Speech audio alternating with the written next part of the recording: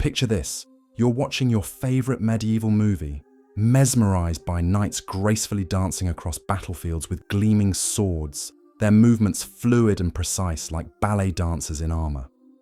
The hero parries an elegant strike, spins dramatically, and delivers a killing blow with surgical precision. The crowd cheers, the music swells, and you're left believing that medieval warfare was an art form of deadly beauty. But here's the uncomfortable truth that Hollywood desperately wants to hide from you. Everything you think you know about how medieval weapons were actually used in battle is completely wrong. The reality of medieval combat was so brutal, so exhausting, and so utterly different from what movies portray, that if you transported a modern person back to witness a real battle, they would be traumatized by the sheer savagery of it all. What we're about to uncover will completely destroy every romantic notion you've ever held about knightly warfare. We're going to strip away centuries of myth and reveal the horrifying truth about how medieval warriors actually fought, bled, and died on the battlefields of Europe.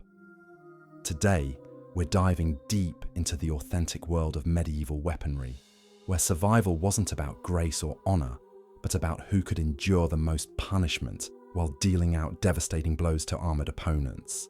We'll explore weapons you've probably never heard of that were far more effective than the famous swords everyone thinks dominated medieval warfare. We'll examine combat techniques so brutal they would make modern mixed martial arts look like a genteel sport. And we'll discover why the reality of medieval battle was decided not by skill with a blade, but by raw endurance, crushing strength, and the willingness to wrestle your enemy into the mud before finishing them off with a dagger. But before we shatter every Hollywood myth you've ever believed, let me give you a glimpse of what real medieval combat actually looked like. Imagine standing in a field, watching two fully armored knights approach each other. No dramatic music, no choreographed movements, just the heavy breathing of exhausted men trapped inside 50 pounds of metal.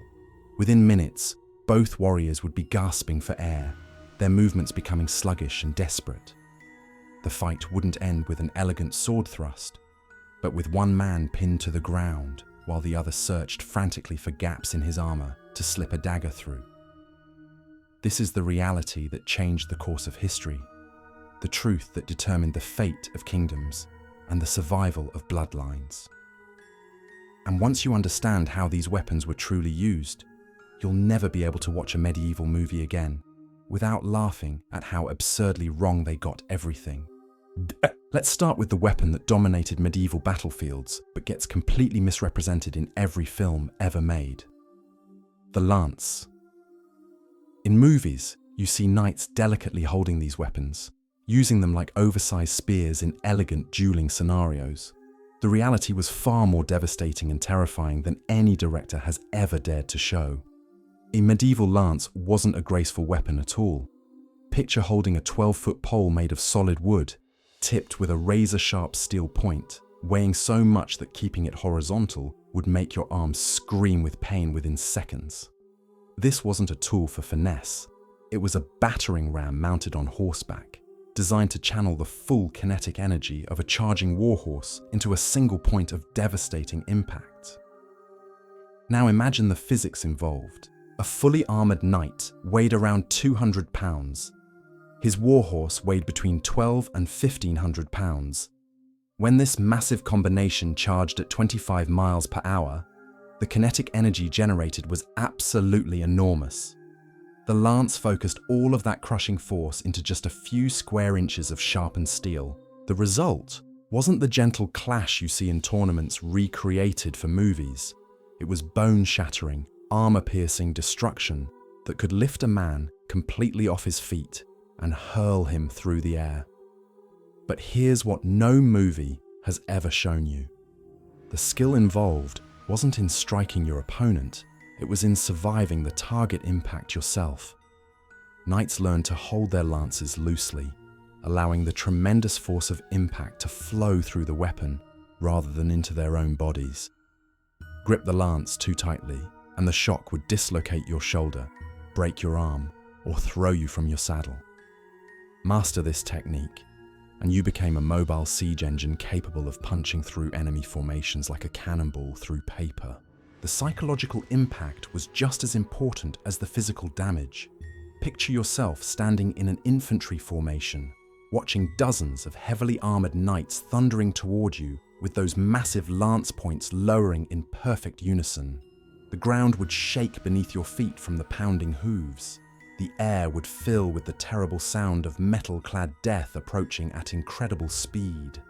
Many battles were won or lost in those final seconds before impact, as entire formations broke and ran rather than face the approaching devastation. Yet here's the crucial detail that Hollywood always ignores.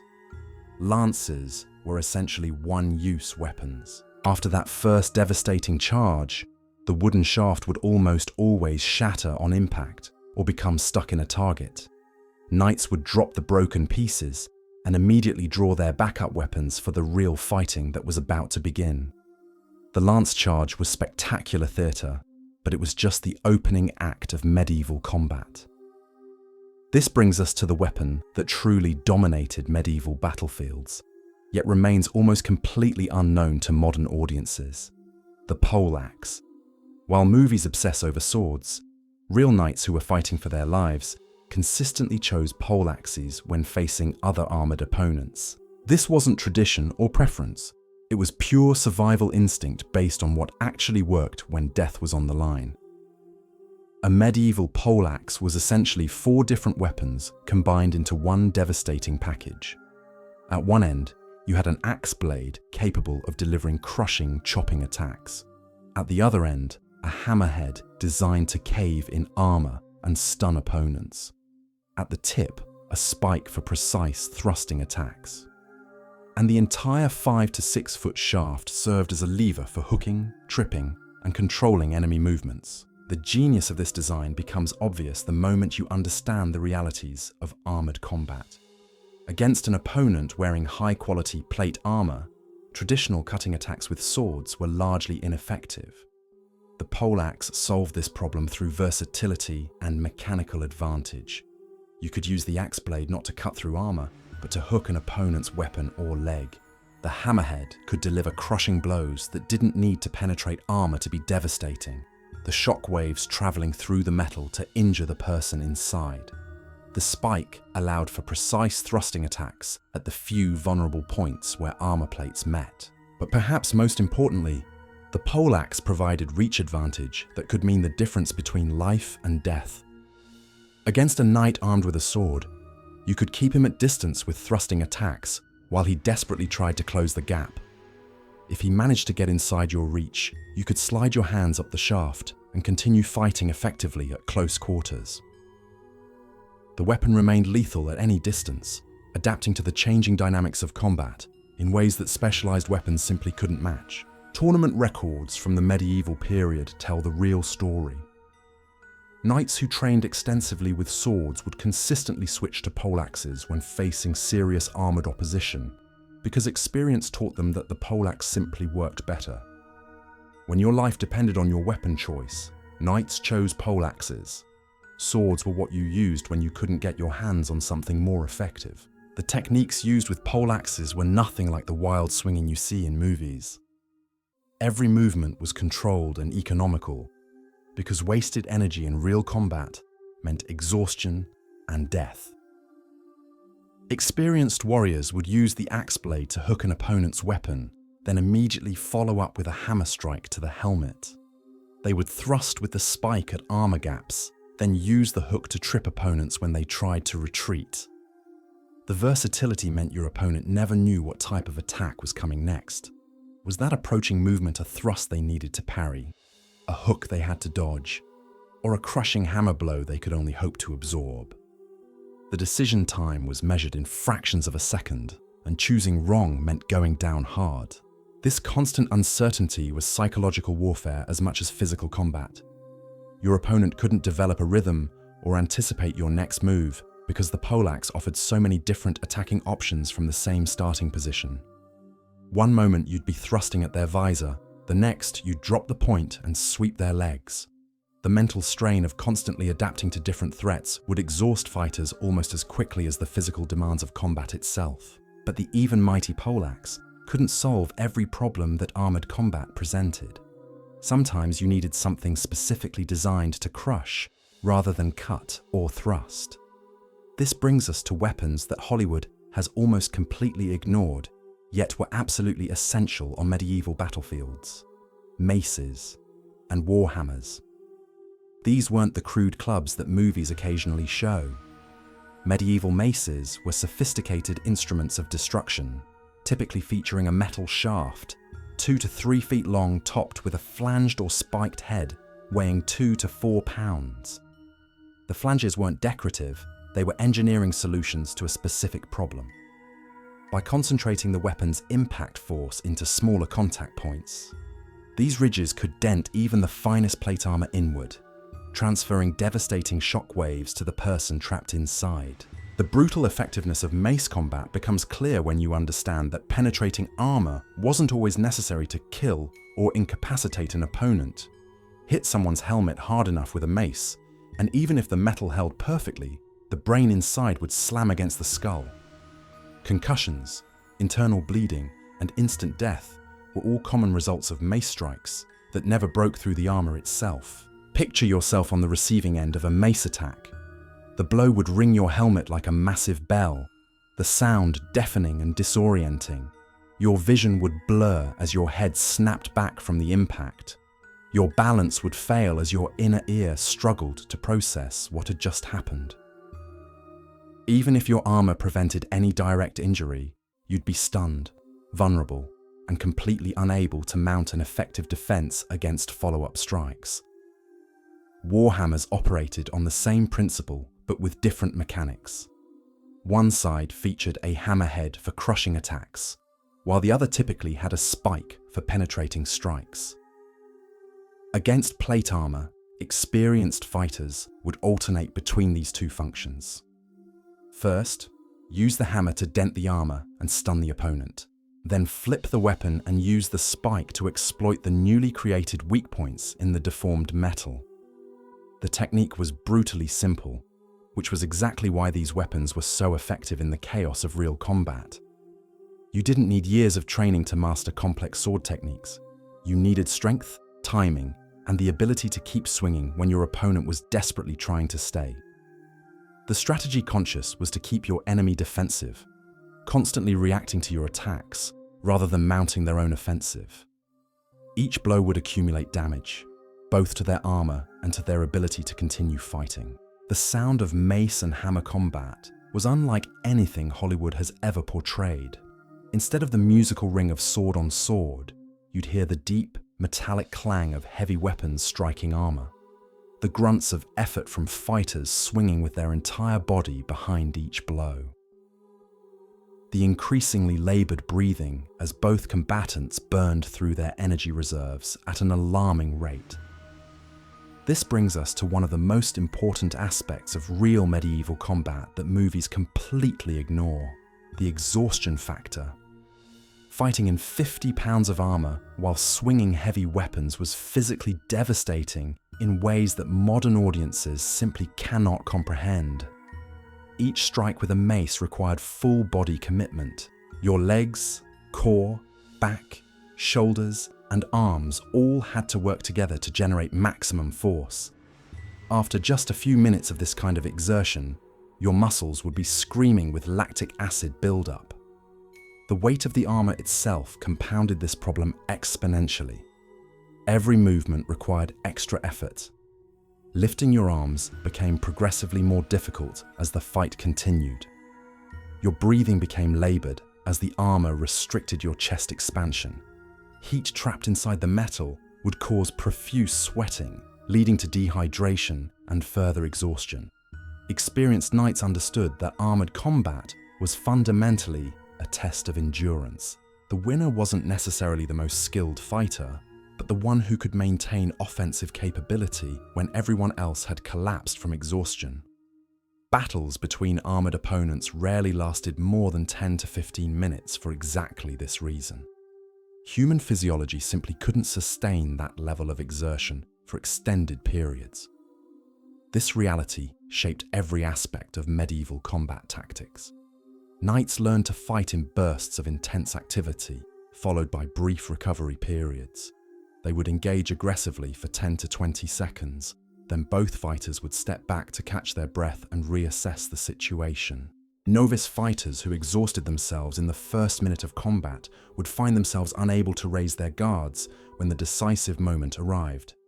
The psychological pressure of managing your energy reserves while trying to kill or incapacitate an opponent created a mental game within the physical combat.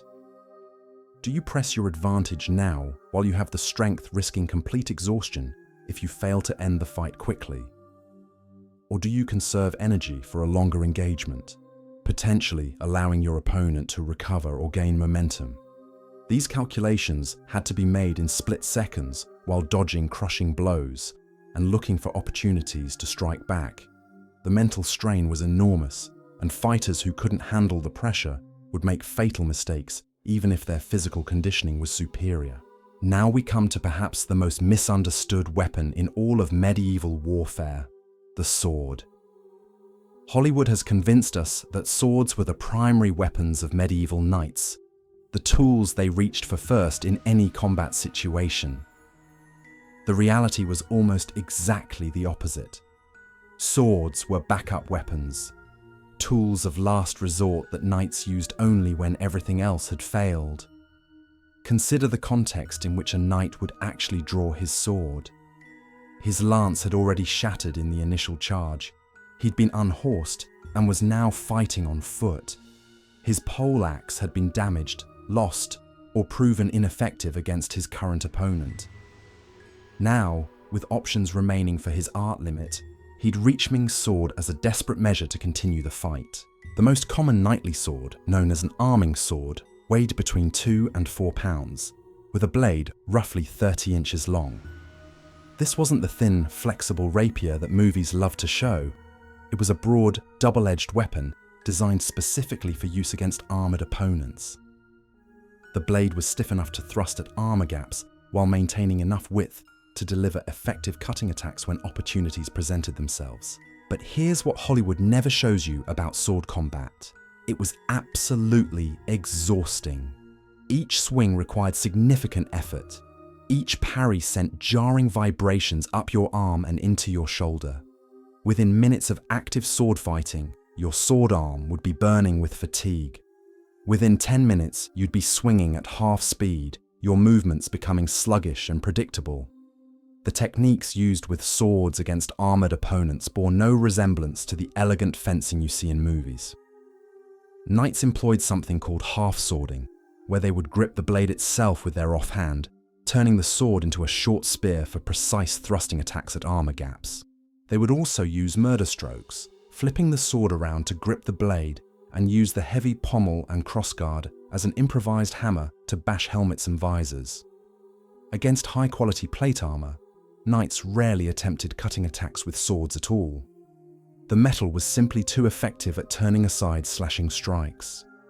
Instead, swordwork became a precise art of finding and exploiting the few vulnerable points where armour plates connected.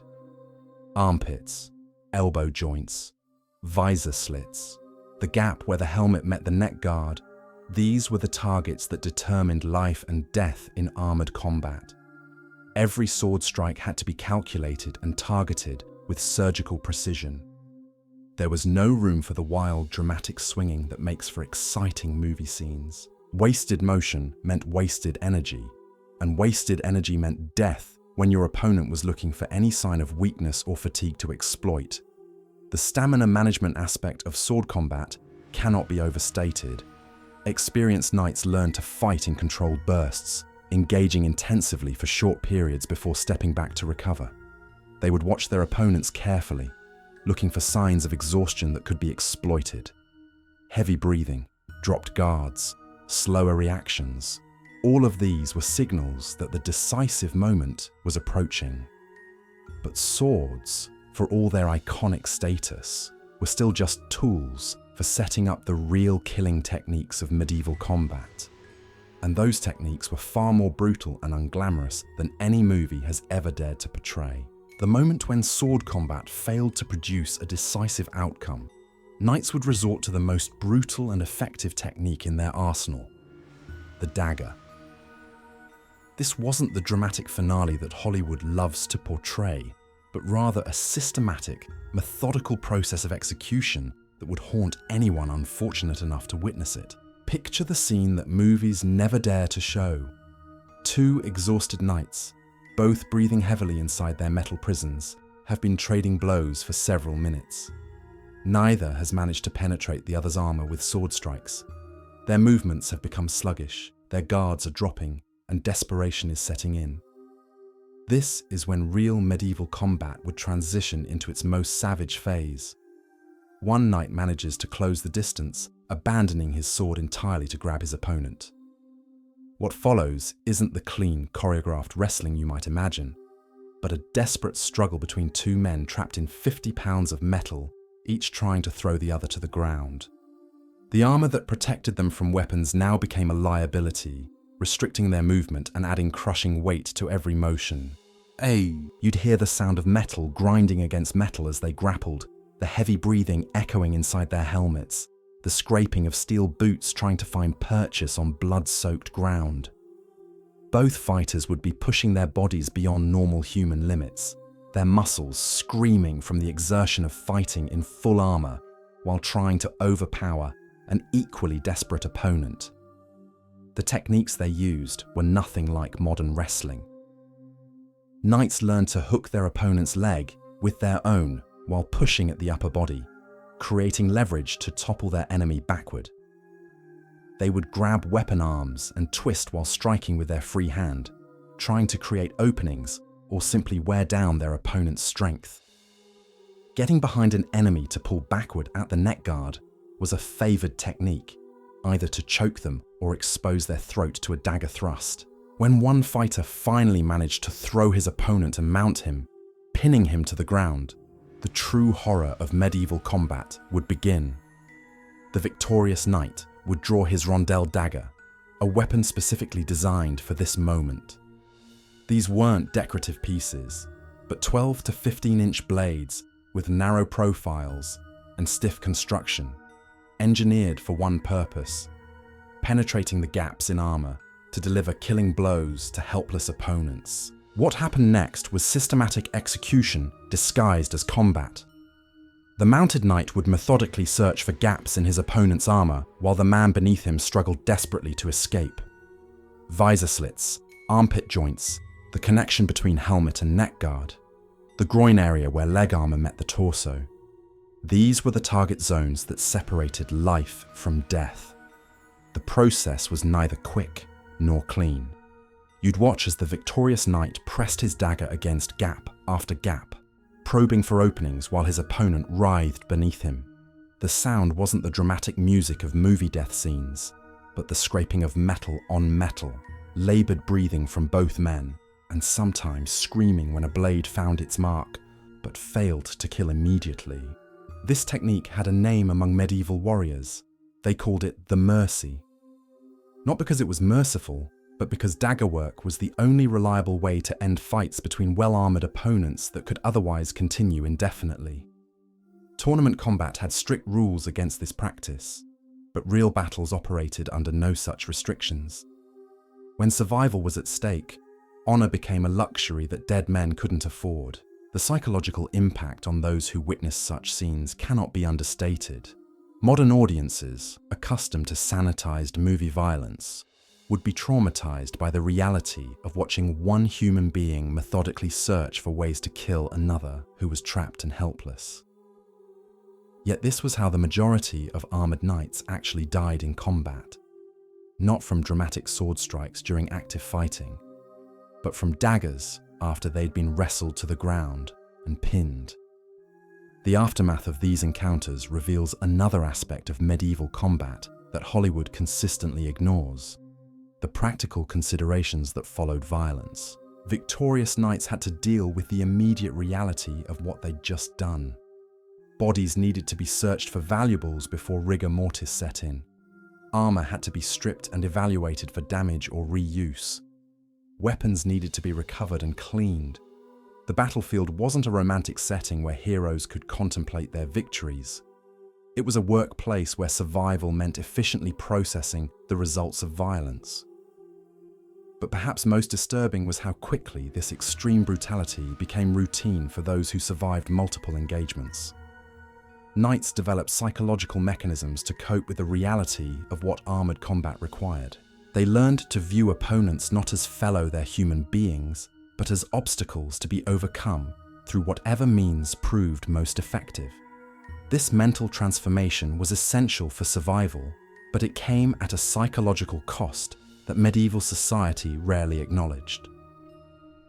The equipment itself tells the story of how normalized this brutality had become. Every knight carried multiple daggers specifically designed for different phases of this execution process. Some had thin, needle-like points for penetrating mail beneath plate armor. Others featured broader blades for creating larger wounds once initial penetration was achieved. The variety and sophistication of these killing tools demonstrates that the techniques we've described weren't desperate improvisation, but carefully developed military science. Training for this reality was equally systematic. Young knights practiced the wrestling techniques, the gap-finding skills, and the dagger work on wooden mannequins dressed in armor.